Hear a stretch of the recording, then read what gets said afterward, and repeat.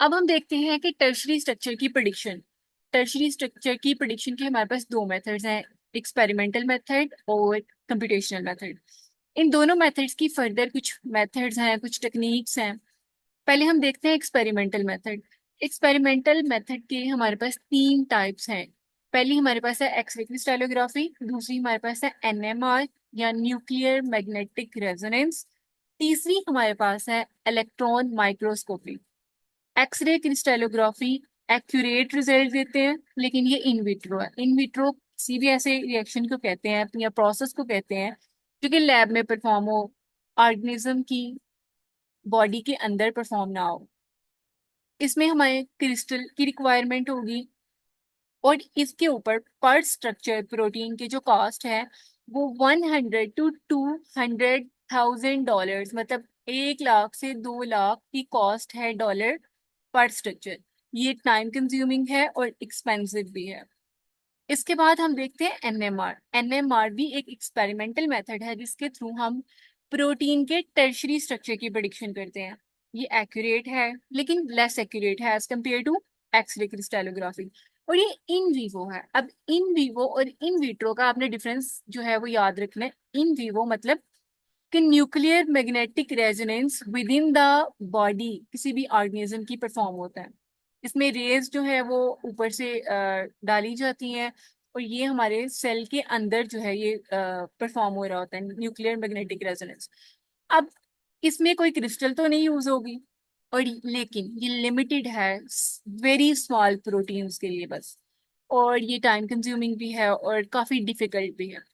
अगर हम last method की बात करें टर्शरी स्ट्रक्चर प्रेडिक्शन के लिए, तो वो हमारे पास है इलेक्ट्रॉन माइक्रोस्कोपी।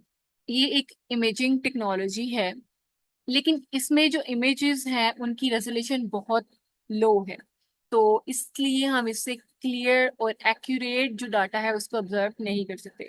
अब हम देखते हैं कि टर्शरी स्ट्रक्चर की प्रेडिक्शन के लिए जो दूसरा मेथड था वो था कंप्यूटेशनल मेथड।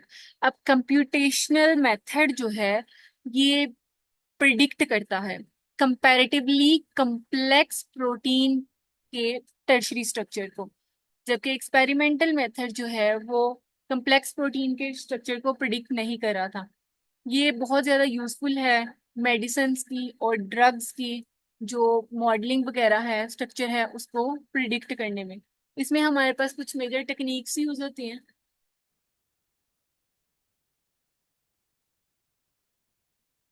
कंप्यूटेशनल मेथड जो है इसको हम लोग यूज करते हैं कंपैरेटिवली कम्प्लेक्स जो प्रोटीन के स्ट्रक्चर हैं, टर्शरी स्ट्रक्चर जो हैं, उनको प्रिडिक्ट करने के लिए। अब इसमें कुछ टेक्निक्स हैं जो हम यूज करते हैं कंप्यूटेशनल मेथड में टर्शरी स्ट्रक्चर को प्रिडिक्ट करने के लिए। तो वो दो टाइप की हैं, एक तो टेम्पलेट मॉडलिंग है और दूसरी है नॉन टेम्पलेट या टेम्पलेट फ्री मॉडलिंग।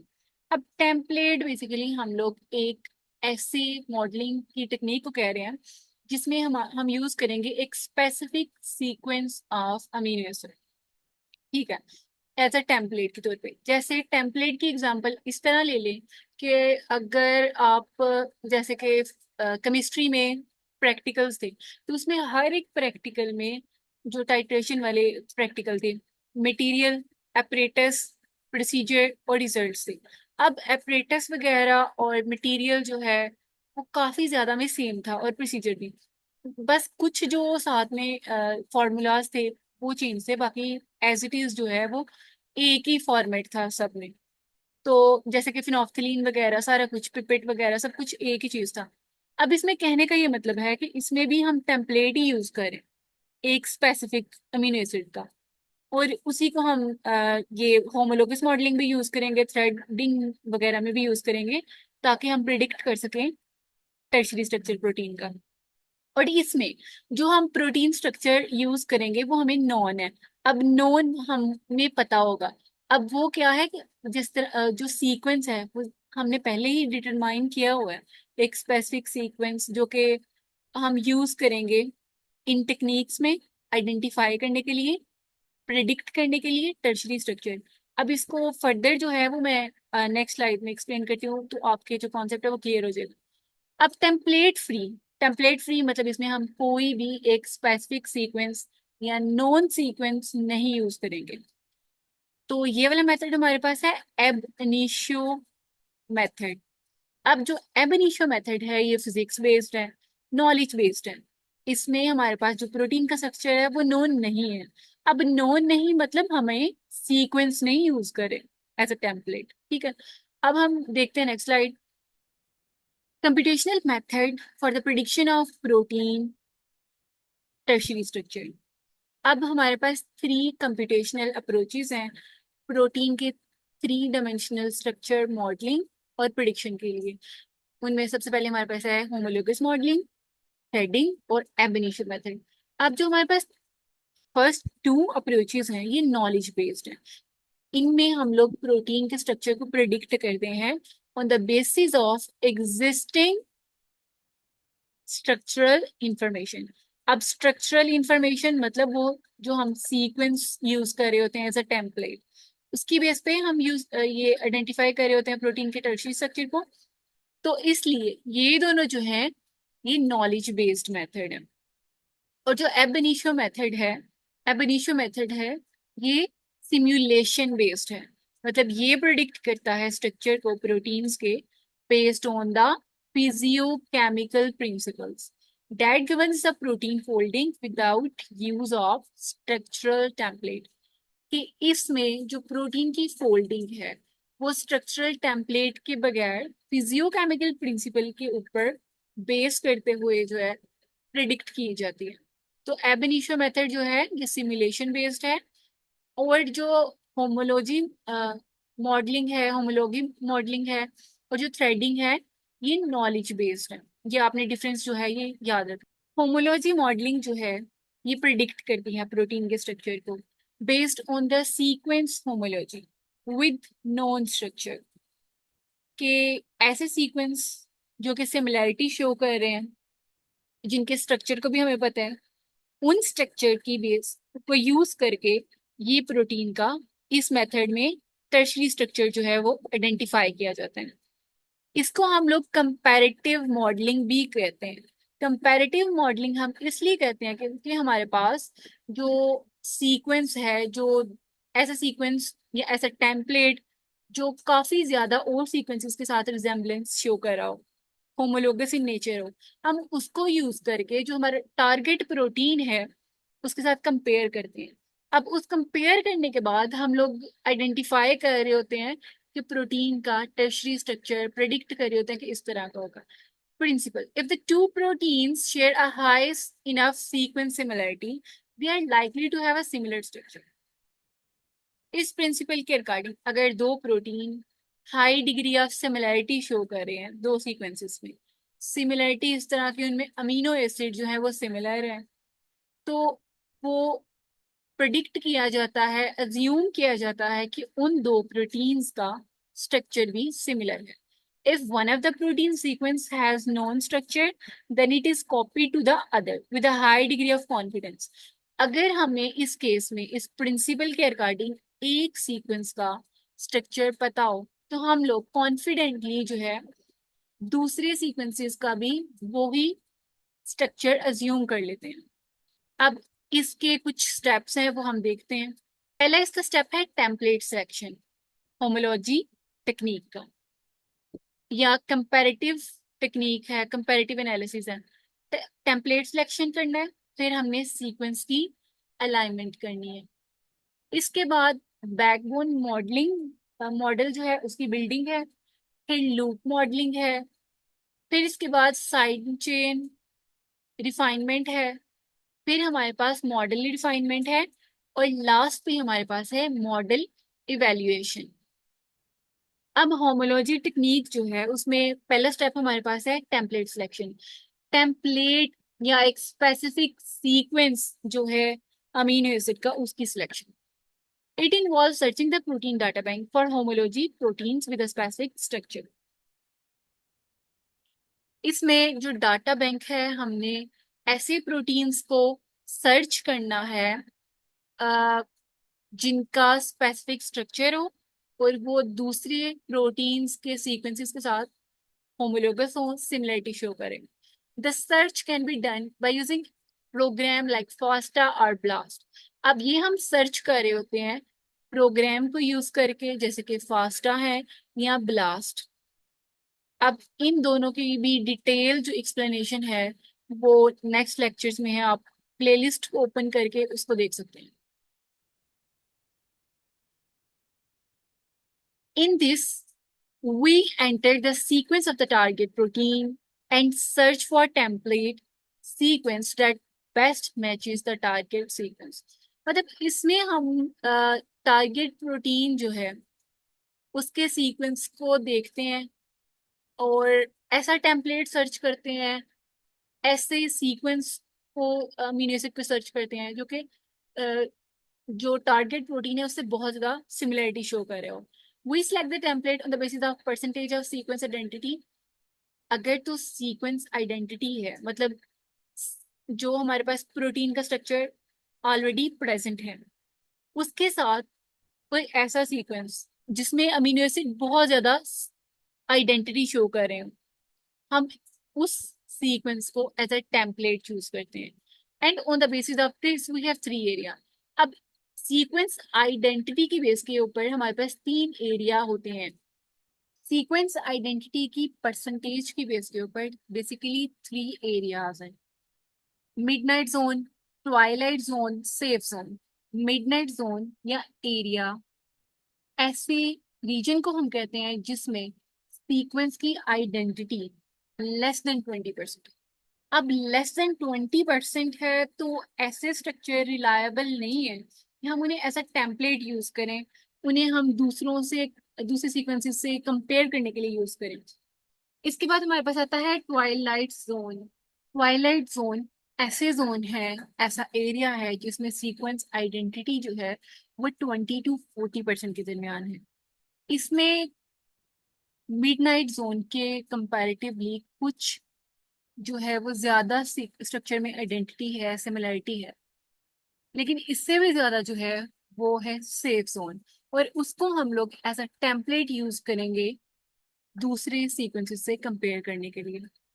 अब सेफ जोन जो है ये एक ऐसा रीजन है या एक ऐसा जोन है जिसमें 40 या 40% से ज्यादा जो है वो सीक्वेंस आइडेंटिटी है। Often, multiple homologous sequences are found in the database.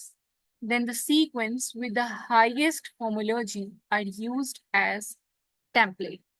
बहुत सारे जो है homologous sequence, similar sequence होते हैं database में।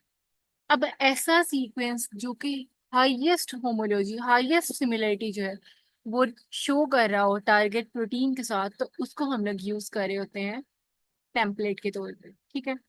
अब होमोलॉजी में पहली जो हमारे पास स्टेप था वो था टेम्पलेट की सिलेक्शन, तो वो हमने कर ली। किस तरह की है वो आपने देख लिया। इसके बाद है सीक्वेंस की alignment. Once the structure with the highest sequence similarity is identified as the template, then a full length of the sequence of the template and the target protein need to be realigned using refined alignment algorithm to obtain optimal alignment।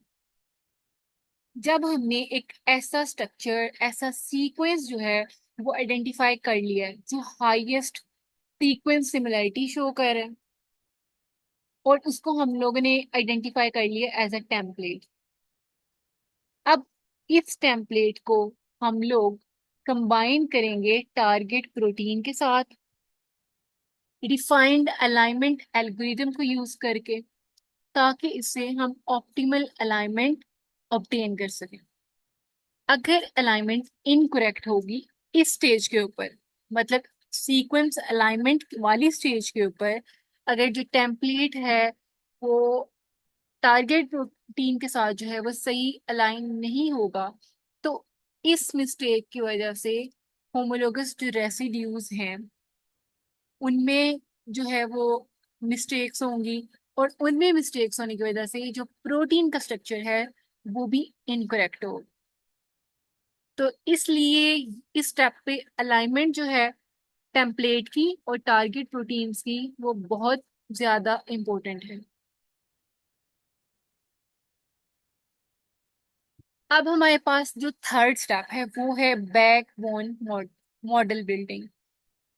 Backbone model building, once we have done optimal alignment, the coordinated of the corresponding residues of the template protein are copied onto the target protein. If the two aligned residues are identical, coordinates of the side chain atom are copied along with the main chain item. If the two residues differ, then only backbone items are copied.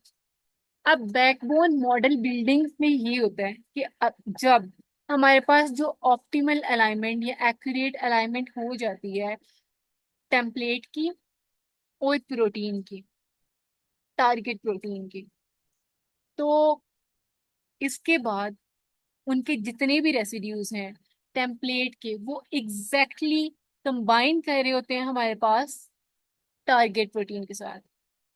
इसके अलावा जो sequence के side पे भी definitely हमारे पास residues हैं target protein के ऊपर, तो वो वाले जो साइड चेन आइटम्स हैं वो भी एग्जैक्टली कॉपी हो जाते हैं। और अगर रेसिड्यूज डिफर करें तो सिर्फ बैकबोन आइटम्स जो हैं वो कॉपी होती हैं। अब बैकबोन आइटम मतलब जितनी हमारे पास जो टेम्पलेट की लेंथ है, और वो लेंथ तो एग्जैक्टली जो है वो हर एक जो रेसिड्यूज है उस सीक्वेंस का वो कंबाइन है टारगेट प्रोटीन के साथ। तो जितना हिस्सा वो कंबाइन कर रहा है उसको हम बोल रहे हैं बैकबोन आइटम, मतलब बैकबोन अमीनो एसिड्स। सिर्फ वो वाले कॉपी होंगे अगर इनके जो सीक्वेंस के साइड्स पे रेसिड्यूज है अमीनो एसिड है वो डिफर करें। और अगर तो वो भी सेम है तो फिर तो हमारे पास पूरी लेंथ वाइज जो है वो एग्जैक्टली जो है वो कॉपी होगा या अलाइन होगा। थर्ड स्टेप के बाद हमारे पास फोर्थ स्टेप है loop modelling. Due to the insertion, deletion in the sequence alignment, sometimes gaps are produced. Sequence में अलाइनमेंट के दौरान इंसर्शन और डिलीशन की वजह से इंसर्शन और डिलीशन की वजह से गैप्स प्रोड्यूस होते हैं।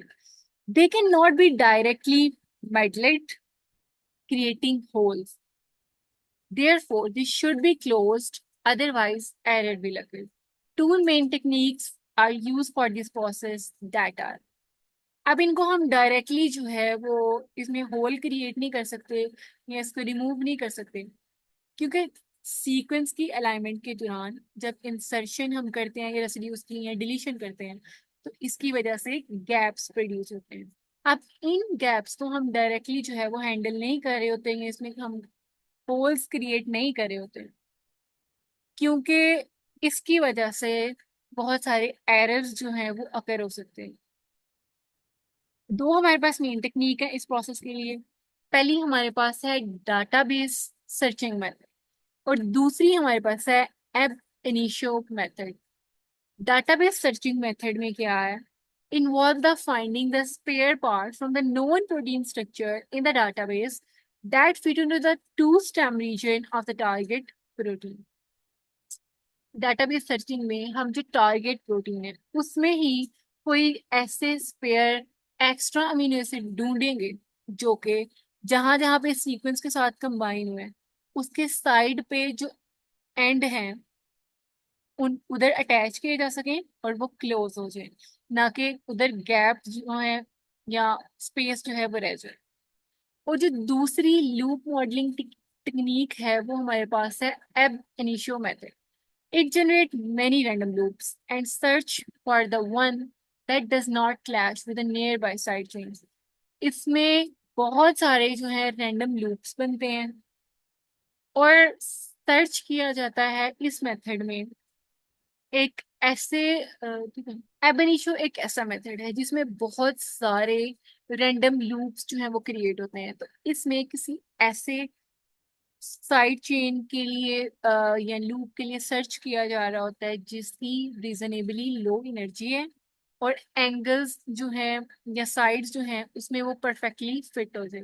अब लो एनर्जी इसलिए ताकि वो एग्जैक्टली फिट हो जाए। अगर बहुत ज़्यादा एनर्जी होगी उन अमीनो एसिड में रेसिड्यूज में तो वो फिर भी फिट नहीं होंगे, और अगर बहुत ज़्यादा कम एनर्जी होगी तब भी वो डी अटैच हो जाएंगे। तो इनकी लो होनी चाहिए, लेकिन मॉडरेट होनी चाहिए एनर्जी इन रेसिड्यूज के पास, ताकि ये फिक्स नहीं हो उनके साथ। 5 वाला मेथड जो है वो हमारे पास है साइड चेन रिफाइनमेंट। फिफ्थ जो मेथड है वो हमारे पास है साइड चेन रिफाइनमेंट। जब हमारे पास जो मेन चेन आइटम्स हैं वो कंबाइन हो जाते हैं, तो जो साइड चेन है का जो पोर्शन है उसको डिटरमिन कर लेते हैं। ये जो है हम अब सर्च करते हैं साइड चेन के लिए ऐसे रेसिड्यूज जो कि परफेक्ट फिट हो। उसके लिए हम हर एक जो पॉसिबल कंफर्मेशन है वो करते हैं, हर एक रेसिड्यूज को चेक करते हैं टारगेट प्रोटीन में। ऐसे रेसिड्यूज जो टेम्पलेट के साथ कंबाइन किया है जहां तक टारगेट सीक्वेंस उसके अलावा है। अब टॉर्शन एंगल जो है 180 डिग्री का एंगल है, तो हम ऐसे किसी भी रेसिड्यूज को, अमीनो एसिड्स को आइडेंटिफाई करेंगे जिनकी लोवेस्ट एनर्जी हो, जैसे कि मैंने पहले बताया, ताकि वो नेबर एटम्स के साथ इजीली कंबाइन कर जाए। मॉडल रिफाइनमेंट 6 मेथड है होमोलॉजी टेक्निक का। तो मॉडलिंग, जिसमें हम एक ऐसा प्रोसेस जिसमें 4 स्टेप में हमने देखा है कि जो साइड चेन रेसिड्यूज हैं उनको भी हम लोग अलाइन करने की कोशिश कर रहे होते हैं टारगेट प्रोटीन्स के अंदर से ही कुछ ऐसे अमीनो एसिड्स को सर्च करके। तो मॉडलिंग जो है, इससे चांसेस होते हैं कि unfavourable bond length, bond angle, torsion angle, 80 degree के एंगल जो हैं और कॉन्टेक्ट जो हैं वो पैदा होते हैं, यहाँ प्रोड्यूस होते हैं। Therefore, it is important to minimize energy, to regularize local bond and angle geometry, to relax close contacts and geometry chain। कि इस चीज को अवॉइड करने के लिए हम कोशिश करेंगे कि जो लोकल बॉन्ड है उनकी एनर्जी या अमीनो एसिड की एनर्जी मिनिमाइज हो, ताकि वो कंबाइन ही रहे टारगेट प्रोटीन या जो टेम्पलेट है उसके साथ। और जो एंगल ज्योमेट्री है या ज्योमेट्रिक चेन है उसको भी इतना इफेक्ट ना हो। However, energy minimization has to be used with caution because excessive energy minimization often move residues away from their correct position। जैसे कि मैंने आपको पहले बताया कि एनर्जी जो है वो बहुत ज्यादा कम नहीं होनी चाहिए। अगर बहुत ज्यादा भी अमीनो एसिड की एनर्जी कम होगी तो जो रेसिड्यूज हैं, अमीनो एसिड्स हैं, वो फार अवे, दूर मूव हो जाएंगे एक्यूरेट पोजीशन से। लास्ट अब हमारे पास है model evaluation. The final homology model has to be evaluated to make sure that the structural features are consistent with physicochemical. अब जो लास्ट स्टेप है होमोलॉजी मॉडल का, उसमें हम इवेल्युएट करते हैं और मेक श्योर करते हैं कि जो स्ट्रक्चरल फीचर है प्रोटीन के वो कंसिस्टेंट है, उनमें कोई मॉडिफिकेशन तो नहीं है, और वो फिजियोकेमिकल रूल्स के साथ कंसिस्टेंट है, उसको फॉलो कर रहे हैं। मतलब लास्ट स्टेप में हमने इवेल्युएट करना है कि स्ट्रक्चर में कोई चेंजिंग तो नहीं है और फिजियोकेमिकल रूल्स के साथ आया वो कंसिस्टेंट है या नहीं। This involves checking anomalies. इसमें हम मिस्टेक को चेक करते हैं इन PHI PSI angles, bond length and close contact. हम लोग एनोमलीज चेक कर रहे होते हैं PHI PSI एंगल्स के जो बॉन्ड लेंथ है उसमें और क्लोज कॉन्टेक्ट में। अगर तो कोई इरेगुलरिटी है किसी रीजन में तो उसको हम फर्दर जो है वो रिफाइन कर रहे होते हैं या मॉडिफाई कर रहे होते हैं। इसके बाद जो हमारे पास दूसरा कंप्यूटेशनल मेथड है वो हमारे पास था थ्रेडिंग फोल्ड, और ये भी नॉलेज बेस्ड है। इसमें भी हम लोग एक स्पेसिफिक सीक्वेंस को यूज कर रहे हैं। अब थ्रेडिंग या folding recognition, it predicts that the structural fold of unknown protein sequence by fitting the sequence into the structural database and selecting the best fitting fold। Threading और fold recognition में किसी भी unknown protein का जो structural folding है या उनकी, threading और फोल्ड रिकॉग्निशन में क्या होता है कि हम प्रिडिक्ट कर रहे होते हैं सब में के टर्शियरी स्ट्रक्चर। अब थ्रेडिंग और फोल्ड रिकॉग्निशन में हम इस तरह प्रिडिक्ट करते हैं कि कोई भी जो अननोन प्रोटीन सीक्वेंस है उनके जो स्ट्रक्चरल फोल्ड है उसको हम फिट करेंगे उस सीक्वेंस को स्ट्रक्चरल डाटाबेस में, और सिलेक्ट करेंगे बेस्ट फिटिंग फोल्ड्स। ठीक है। अब the algorithm can be classified into two categories. अब ये जो एल्गोरिदम है ये दो कैटेगरीज में classified, the pairwise energy based method और profile method. In pairwise energy based method, a protein sequence is searched for in structural fold database to find the best matching structural fold using energy based criteria. The detailed procedure involves aligning the query sequence with each structural fold in the fold library.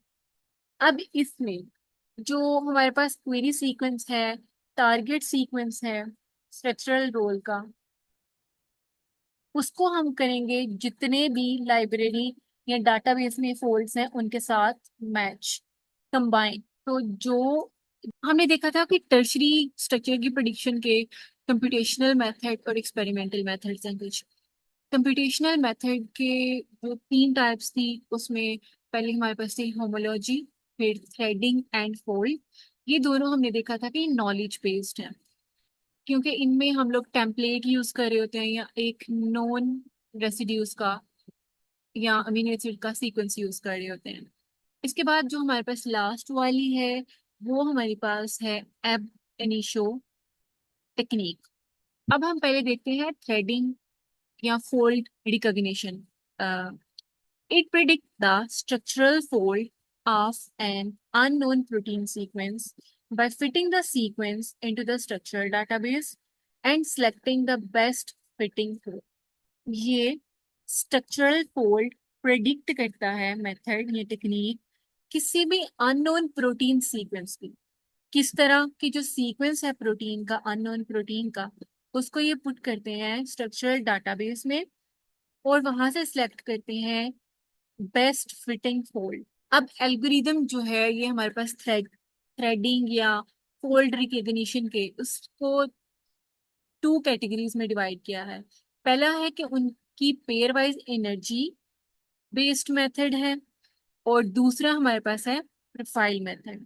Pair wise energy based method मतलब इसमें दो sequences को pair किया जाता है और उनको हम डिटेक्ट करते हैं, उससे प्रिडिक्शन करते हैं एनर्जी की बेस के ऊपर। अब इसको हम डिटेल में देखते हैं। A protein sequence is searched for in a structural fold database to find the best matching structural fold using energy based criteria.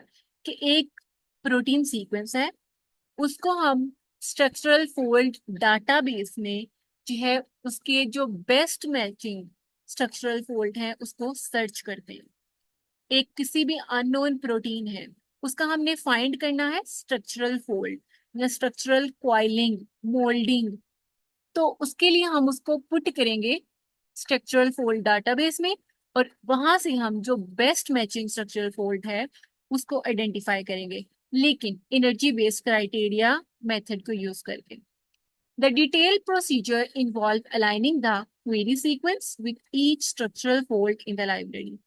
अब ये प्रोसीजर किस तरह होगा कि जो हमारे पास सीक्वेंस है, क्वेरी सीक्वेंस या जो अननोन सीक्वेंस है प्रोटीन का जिसका हमने स्ट्रक्चरल फोल्ड आइडेंटिफाई करना है, उसको हम लोग स्ट्रक्चरल फोल्ड डाटाबेस में जितने भी स्ट्रक्चर फोल्ड हैं उनके साथ अटैच करेंगे।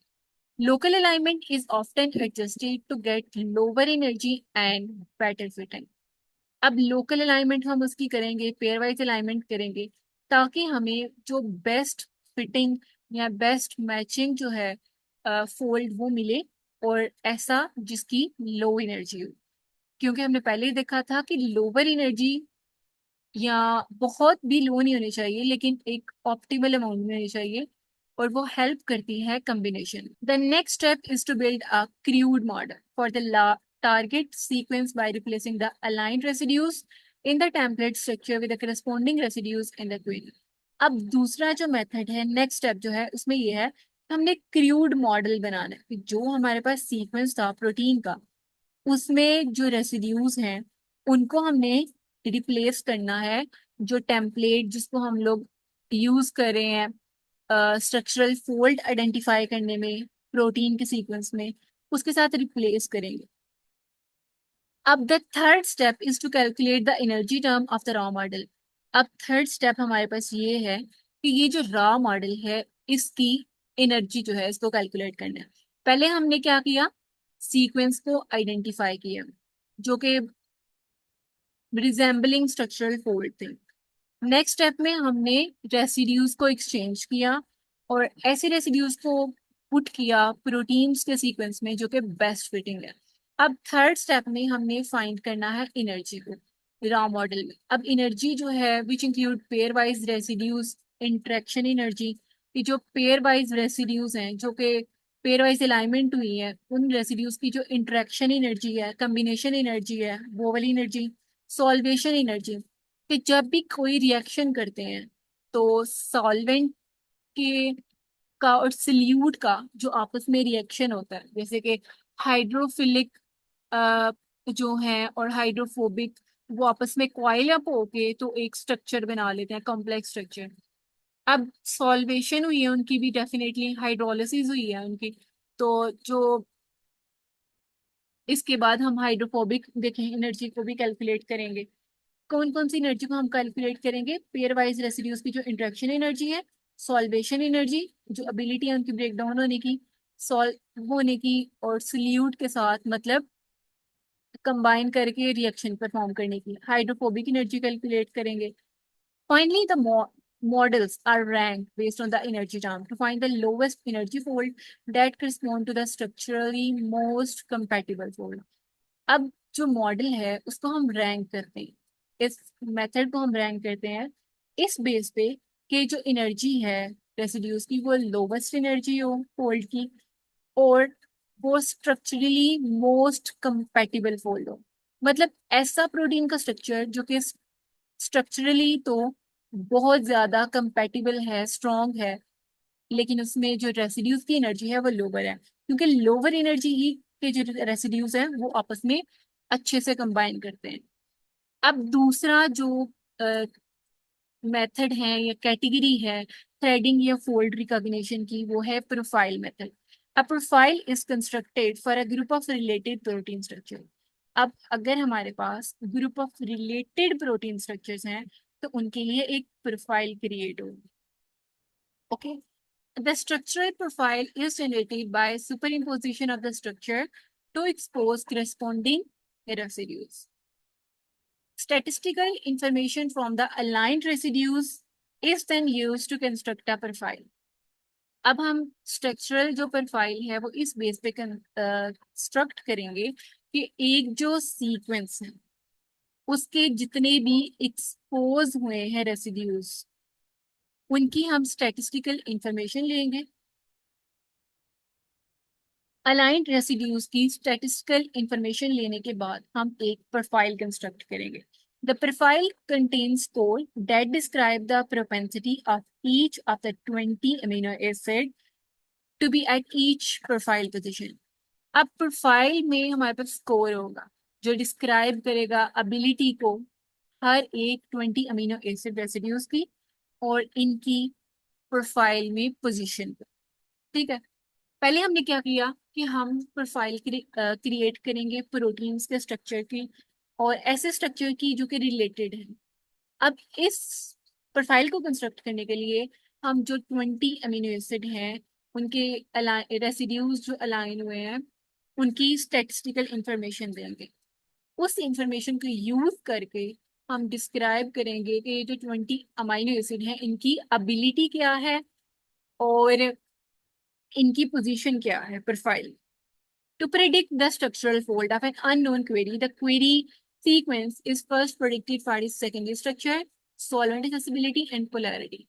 अगर हमने किसी ऐसी क्वेरी, किसी ऐसे प्रोटीन का सीक्वेंस का स्ट्रक्चरल फोल्ड आइडेंटिफाई करना है तो इसके लिए हम पहले उसका सेकेंडरी स्ट्रक्चर प्रिडिक्ट करेंगे, उसका सॉल्वेंट एक्सेसिबिलिटी प्रिडिक्ट करेंगे और पोलैरिटी प्रिडिक्ट करेंगे। अगर हम ये तीनों चीजें प्रिडिक्ट कर लेंगे तो इसके बाद हम उसका टर्शरी स्ट्रक्चर प्रिडिक्ट करेंगे। और टर्शरी स्ट्रक्चर प्रिडिक्ट करने के लिए क्या करेंगे, the predicted information is then use for the comparison with propensity profile of known structural fold to find the fold that best represent the predicted profile. अब जब हम सेकेंड